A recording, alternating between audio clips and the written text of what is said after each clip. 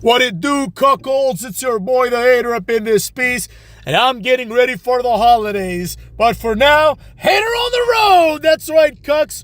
In about a week or so, basically when I finish this work rush that I have, I'm going to announce the winner, which I haven't picked yet, of Hater Sweepstakes. So if you still haven't applied, go apply in the relevant video called Hater Sweepstakes. You know what I'm saying? Go watch that video and learn how to apply. Anyways, now let's get to the video at hand today. Today's video is going to be a generalized rant about how everyone sucks.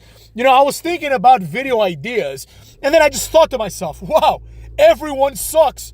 It's like I can talk about any wrestler in the world. I can talk all day about whatever I want because that's how I roll. I have a good opportunity and ability to do that. However, sometimes you just want to say it like it is, and that is the reality that everyone sucks. Let's go down the roster in WWE a little bit. Not thoroughly, but here and there. First of all, we have a category of wrestlers who I'm going to call directionalist nobodies, right? This is going to be your Tozawas of the world, your Otises of the world, your Legado del Fantasmas of the world, right? Joaquin Wilde is still there for some reason. Raul Mendoza, who I like, is also a directionalist jobber nobody, right? Now, the next category after this are the directionalist jobber nobodies that they want us to think have some form of relevance. In other words, your Karrion Crosses of the world, your Bo Dallases of the world, your Ivy Niles of the world. These people are never going to amount to anything, especially the likes of Bo Dallas, who I despise as a wrestler more than I should. Not on an individual level, I'm sure he's a nice guy, but the reality is, this guy just brings nothing to the table. You know what I mean? In my personal opinion, Bray Wyatt also suffered from the same problem, in that he also brought virtually zero to the table. Now, without all that in mind, we still have to give Bray Wyatt some props, I guess, for at least trying, right? He tried to do something different and unique, and, you know, I'm going to say it like it is, rest in peace, you know what I mean? But because he died, now he's like a legend. Otherwise, he would be a forgettable jobber, you know what I mean? Like, they would have released him in like a year or two, and then nobody would care. He'd go to AEW, and he'd have like a Lashley-esque career, you know what I mean? Now, the problem with people like Bo Dallas is that they're derivatives. And this is a problem with a lot of wrestlers today, right? CM Punk on Monday Night Raw explained how Seth Rollins is effectively a derivative of him. Seth Rollins is just another wrestler, right? The fact that Seth Rollins wears goofy clothes and calls himself the Visionary doesn't change the fact that he is completely indistinguishable from Sami Zayn, right? Who also sucks ass. And Kevin Owens, right? The problem with the indie jobbers is that in the indies, you don't need to have a gimmick.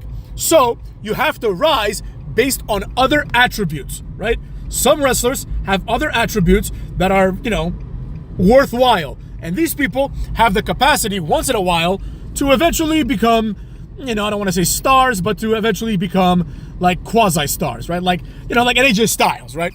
AJ Styles eats at a different table, as we say in my country, because AJ Styles, think about it this way, AJ Styles is exceptional at what he does, right? AJ Styles has a certain level of presence, he does really cool moves, and he sounds and looks like a real man, right? Seth Rollins doesn't sound like a real man. Nah, I'm the Seth Rollins, I'm a visionary, you know? Nor does he look like one, because he has highlights and he dresses like a girl, all right? So with that being said, if you are the AJ Styleses of the world, meaning if you are someone that can do things that other people cannot do, or you have an innovative moveset, right, and you can have wrestling matches with people of all types of styles and calibers, then you are in a different category, right? But even AJ Styles has to look the part, right? Which is why a wrestler like Okada, for example, isn't going to work ever because he doesn't look the part. He just doesn't look like a tough guy at all. But anyways, the point is, we have this category of people that completely suck, but that we are told have something like in their future, right? Bo Dallas is the best example because they've spent 8 months trying to tell us how good this guy is, only to have him lose to Karrion Kross, who has won like 3 matches his entire career on the main roster. Oh, hey, no, he's a 2-time NXT champion. We've established many times on this channel that NXT doesn't count for anything. NXT means fuck all. Nobody cares if you're an NXT champion. It doesn't translate to anything. Everybody is an NXT champion, right? You hang around there long enough, like Andrade, you become an NXT champion. But does anyone care? Absolutely not. Nobody cares that Andrade is an NXT champion, because this does not mean that Andrade is going to have any kind of longevity, which fortunately he has had, but any kind of success and longevity on the main roster, right? There's a lot of people that have gotten close to the NXT title. There's a lot of people that have become NXT champions, and nobody has cared about them. I think Aleister Black was an NXT champion, right? What did that lead to? Absolutely nothing, you know what I mean? He became a jobber. Karrion Kross, Samoa Joe, it's almost worse winning the NXT title than it is to not win it, right? Look at Damian Priest. He didn't win the NXT title. Gunther didn't win the NXT title, and they're doing much better than the likes of like Johnny Gargano, you know what I mean? Who is a fucking jobber, you know? So that's what I gotta say about that. Then that brings me to the next category of wrestlers, the workhorse type wrestlers, the people that like we know there's no aspirations of these guys ever becoming anything special, but it's okay to keep them around because they can put on a decent match here and there, right? Bo Dallas doesn't fit into this category. In my opinion, Sami Zayn doesn't fit into this category because he has 3 moves. These people are going to be the likes of like, Tommaso Ciampa, earlier on, like Matt Riddle when he was still there. People that like Cesaro is a great example. People that you can just keep them there because they can give you an entertaining match when you need one, but otherwise there's nothing there, right? Then we have a very unfortunate category, my least favorite of them all. These are former stars who all of a sudden inexplicably suck ass, right? A great example of this type of wrestler would be someone like Sheamus, someone like Kofi Kingston, right? These are people that have Hall of Fame careers. Like Kofi Kingston by himself would be a Hall of Famer even if the New Day didn't exist. Same thing with Sheamus. But for some reason, people like Sheamus, who are multiple-time world champions, for some reason, now they're not good enough to wrestle Seth Rollins anymore. They don't even interact with like the upper mid-carders. Sheamus is an undercard wrestler at this point, right? 2 years ago, he was a mid-carder feuding with Drew McIntyre and fucking, Walter or Gunther, whatever the fuck his name was back then. I'm not even sure. But now, Sheamus is like wrestling against Butch and against like Ludwig Kaiser and these other people that really don't have any place on the card other than just being there. Which brings me to the 5th category of people that suck ass, right? The 5th category of people that suck ass are the people that are just there, right? These are going to be your Ludwig Kaisers. These people are distinguishable because they might have the capacity, like Ludwig Kaiser has the capacity to be a mid-carder in a normal context, right? But in the context where the mid-card is like being inundated with better people than him, like LA Knight, right? There's no room for Ludwig Kaiser to beat LA Knight. He's Ludwig Kaiser. You know what I mean? If the mid-card was like Ludwig Kaiser and Ricochet, all right, Ludwig Kaiser can beat Ricochet. But if it's Ludwig Kaiser and LA Knight, that's a problem, right? Then we have another category. People that suck, that for some reason the fans think are good. This is going to involve a lot of fan favorites, right? This is going to involve, Ludwig Kaiser kind of overlaps a little bit into this category. Other people in this category involve the likes of the Jacob Fatus of the world. You understand me? If you will, like fucking the Obafemis of the world. Let's see who else. Who else do we have that's like on that level that basically is never going to amount to anything, but for some reason the fans think that they're a big deal, right? The Trick Williamses of the world. The Zarya or whatever the hell their name is. Julia, Stephanie Vaquer. All these people that they're never going to be massive stars in any capacity. Rhea Ripley. I know that they say she's a massive star, but she's not. Finn Balor is a great example, right? People are still hearkening for this guy. And there's other examples that should be in this category, but for some reason have gotten the push. Like Cucky Rhodes. You know what I mean? Cucky Rhodes is a champion, so he falls into a different category. More on that later, right? Now, for the next category, we have the very disastrous category of those that are hanging on by a thread. I'm talking about people that the next time they start releasing motherfucks, these guys are probably going to be gone. People like Dexter Lumis. People like Joe Gacy. You understand me? People like fucking Dragon Lee is another one. Like this type of wrestler, you know what I mean? Apollo Crews, who should have gotten one real push. These types of people, the fact that Apollo Crews is still there, should be studied in academia. You know what I mean? How the fuck is he still there? This guy has done nothing for like 10 years. It's unbelievable. You know what I mean? Then, finally, we have the top level people that suck. When I say everybody sucks, I mean everybody sucks. CM Punk still sucks. Don't be like enamored by the fact that he's back in the quasi main event scene, right? He had one match, and now it's been like several weeks, and nothing's happened. He just talked about the favor Heyman owes him, right? Have another match, asshole. Have a match on Raw, perhaps, right? We've got Roman Reigns, who is there 1 week and is not for 2 weeks.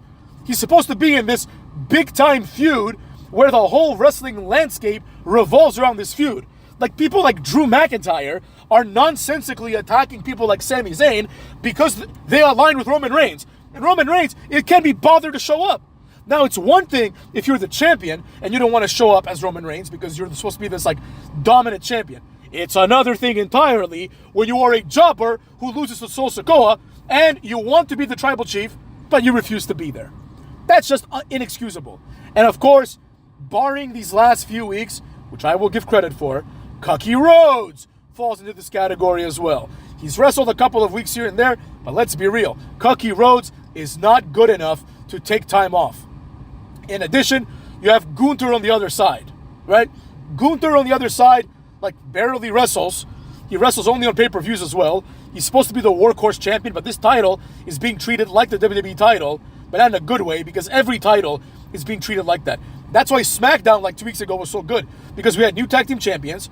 We had like a U.S. title moment, right? We just have a new U.S. champion, right? You have all these people that just don't wrestle.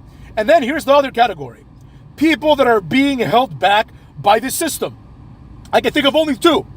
L.A. Knight. Yeah, right? This guy is not wrestling enough. Simple as that. He lost the title. He should be in a meaningless match against like fucking Garza or something. Beat his ass. Give him 3 the hard way. And that's as simple as that, right? Or people like Braun Breaker.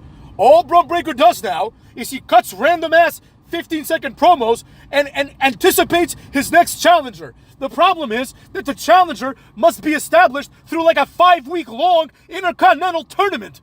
Every fucking time that you need a challenger for the Intercontinental title, you need like a 7-week tournament.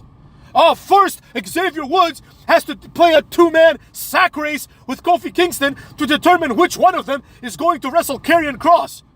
And then that guy moves on to a round-robin triple threat. And then 10 weeks later, one of these jobbers is going to lose to fucking, Braun Breaker. Meanwhile, for the world title, Finn Balor's like, I want a title shot. And then Gunther's like, oh, I don't do shit around here. Sure, you can have one in the foreseeable future. For the world titles, it's just like nobody has to earn anything. It's like the worst wrestlers get the world title shots. But to get a United States title shot, except for Nakamura, you have to win like a 7-week tournament. Why are these people in a 7-week tournament for the mid-card belt? Because the system is holding them down. Why doesn't Ludwig Kaiser say, wait a second, you know what I mean? Fuck Gunther. I want to be champion. Or, why don't I go to SmackDown and go after Cody Rhodes? Why does nobody have any aspirations for greatness? It's a bunch of complacent losers. This only works to serve one purpose. And that is, when The Rock comes back, he can say whatever the fuck he wants and make it true. He can cut the haters' promo and make it true. You understand me? It's as simple as that. Cuckolds. The hater understands how this works. The Rock is going to come back, and of course, he's going to appear larger than life because, quite frankly, he wrestled 1 match like this year, and Cody Rhodes has wrestled like 6. So, if The Rock is part-time, so is Seth Rollins, and so is Cookie Rhodes, so is everybody else. Rhea Ripley wrestled like 1 match in 1 year on Raw. You know what I mean? So with that being said, everybody that's worthwhile is being presented as a part-timer, right? When I say worthwhile, I'm not saying they're good. They all suck, right? They all suck. Even at this point, even LA Knight and Braun Breaker, like LA Knight, he's been defending the title, I guess, but Braun Breaker at this point sucks. Like, I have no interest in Braun Breaker anymore. He needs to make himself interesting again. Being the Intercontinental Champion and defending your title once every 8 weeks and then saying I'm the longest reigning champion doesn't mean shit. Cody Rhodes, I was looking up title reigns, and Cody Rhodes is like at 260 days, 240 days, something in the 200s, in the mid 200s, right? Roman Reigns had a title reign of like 775 days or whatever, right? Which doesn't even feel that long. Like Cody Rhodes is 1/3 of the way there. You know what I mean? He's 1/3 of the way there. Like, Roman Reigns' title reign only means something if the title then is hot potatoed from one wrestler to another. Not if everyone has like a 2-year title reign and Roman had a 3-year title reign. That would be like back in the day when everyone had a 1-month title reign and someone had a 3-month title reign, right? You know what I mean? Everything is just backwards, right?